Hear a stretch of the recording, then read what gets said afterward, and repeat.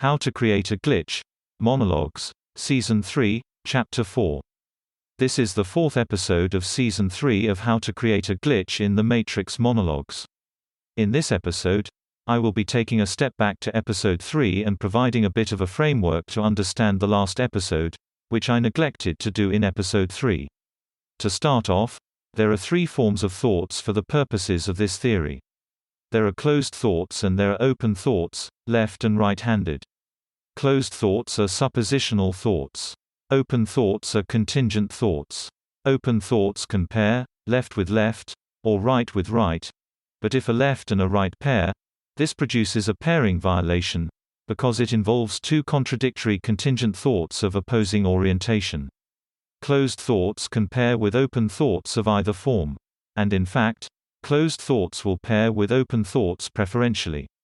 Now, to give an example, if it doesn't rain today, I will go to the store. This is a open thought pairing with a closed thought, the second thought.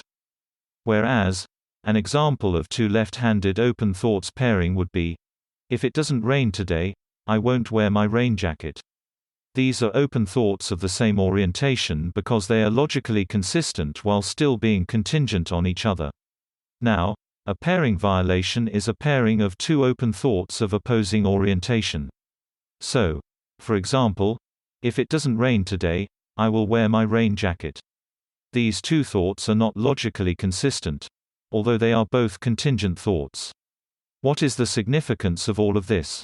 The purpose of this notation is the development of a written symbology of contradictory thought.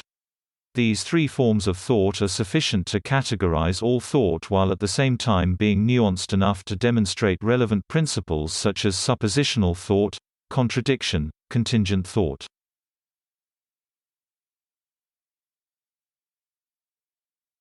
I developed this systemology to simplify my analysis of my own thoughts.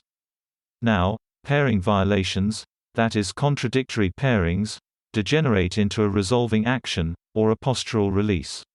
If they fail to form a resolving gesture, or produce a postural release, then they will reveal the multilayered nature of the plates, and the expression of meaning, in the form of multiplicity.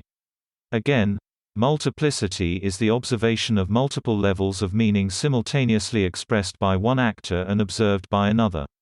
Multiplicity is a form of glitch. Now, emotional tension is produced by closed to open pairings. It is also produced by open thoughts of opposing orientation. The time it takes for the tension to dissipate is the correction time. Now, deference or a deferent action results from the linking of a closed thought with an open thought between two distinct actors. What this means is that the suppositional thought of one individual will project a suggested action upon another actor, who forms an open thought in response, that is, a contingent thought which is logically consistent with the suppositional thought. As an example, imagine that two individuals are playing hockey together, and one is more advanced than the other. The more advanced player has a suppositional thought, an assertive thought, about the manner by which the other actor is playing the game, such as their stride on the ice. The less advanced player responds to this assertive thought by forming a contingent and logically consistent responding thought. The way this plays out is that the tension created by this pairing will degenerate into a stride adjustment as the less advanced player matches the suggestion of the more advanced player. This is a postural release, or resolving gesture.